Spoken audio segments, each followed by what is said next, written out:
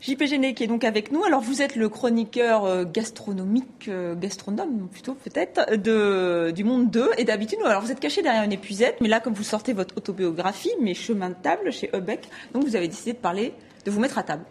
Je me mets un peu à table, du moins pour le visage. Oui, et puis même après, on peut donc picorer dans ce livre parce qu'en fait, on retrouve vos chroniques et vous nous racontez pourquoi vous êtes devenu chroniqueur. C'est un peu l'histoire de 4-5 ans maintenant de chronique au Monde 2, qui est devenu maintenant le Monde Magazine. Et j'en ai fait un recueil, une sélection que j'ai essayé d'agrémenter d'introduction à chaque chapitre, qui explique un petit peu pourquoi je fais ça, comment s'est formé mon goût. Parce que finalement, les lecteurs, ils ne savent pas grand-chose du chroniqueur, qu'il soit caché ou non derrière une passoire, mais on sait peu. Là, j'ai décidé de leur en raconter un petit peu plus. Alors vous racontez vos racines justement en Lorraine. C'est très drôle parce que c'est très à cheval. Par exemple, honte à moi, j'ai fait la quiche lorraine avec du fromage, c'est interdit. Il faut jamais faire ça. Non, vous avez le droit de faire la quiche avec le fromage que vous voulez, mais il faut pas l'appeler quiche lorraine. Ceci dit, c'est pas mauvais.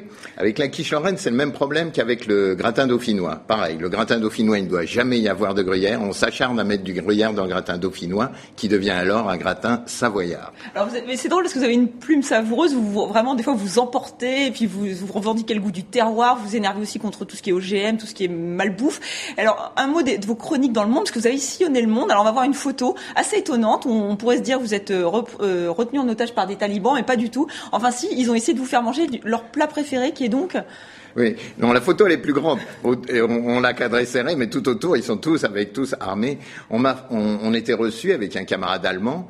Et le soir, il y avait repas de gala pour nous, c'est-à-dire dans une tente, dans une masure perdue aux alentours de Kandahar. Les Russes étaient encore là, étaient sur le départ.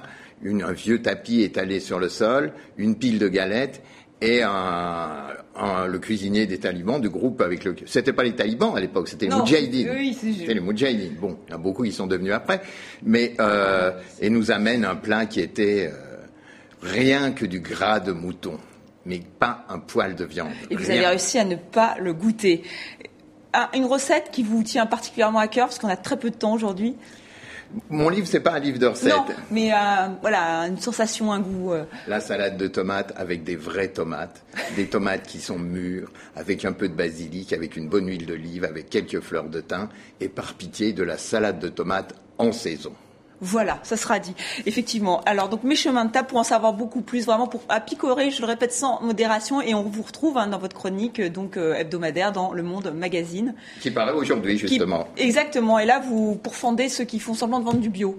Non, oui, le bio à 10%. C'est pas parce qu'on vend 10% de produits bio dans un magasin qu'il faut mettre une grande étiquette dessus avec agriculture, avec le logo AB.